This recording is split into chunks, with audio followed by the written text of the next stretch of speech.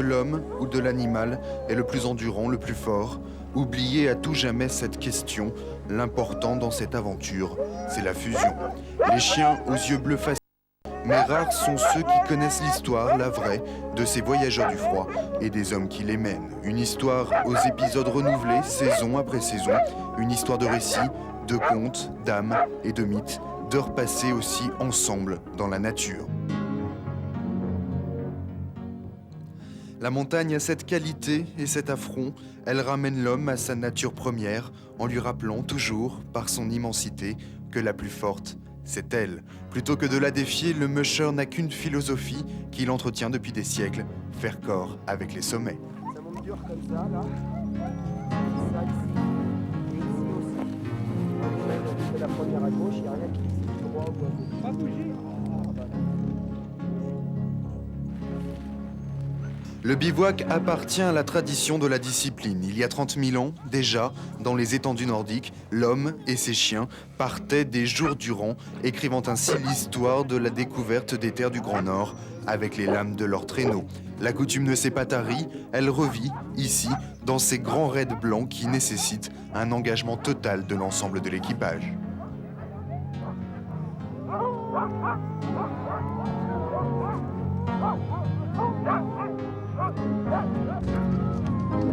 Allez, c'est bien ça.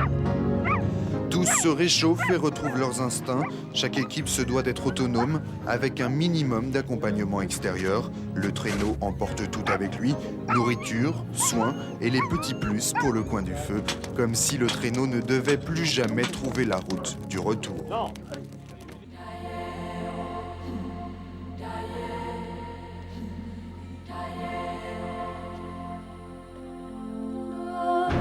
La neige, le feu et le repos enfin, entre la peur et le désir sincère, cette lumière de terre de prédilection et de force de soi-même. La tempête, fille rebelle de la neige, ne fera peur à personne. La colère est une conséquence de la passion et l'effort contre les éléments, une nouvelle fois, sera partagé. Daniel Rabalan, ce que vous vivez en ce moment, c'est une épreuve sportive ou plus? Sportive d'une part, mais ça fait un peu un tantinet expé là, tel qu'on est là. Parce que là, on subit une tourmente de neige qui est pas mal. Hein. Là, c'est ce qu'on appelle amener du piment dans cette course-là, quoi, qui était déjà très dure. Y a-t-il une philosophie du musher?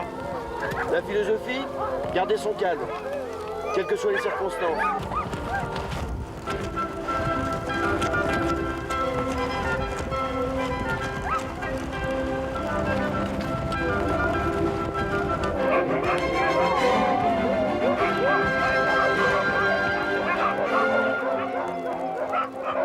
Pousser, tirer, remettre le traîneau de 15 kilos sur les rails de la neige, l'aventure reprend son rythme soutenu. Des espaces infinis, ceux dont on ne voit pas la fin, et leurs difficultés, leurs accidents. Ce sont pour ces terres que 4 races de chiens, le husky, le malamute, le samoyède et le groenlandais sont nés. Le bleu, le blanc, le froid, la neige et la rage au fond du cœur, dans les yeux de ces chiens vibre la passion des grands espaces.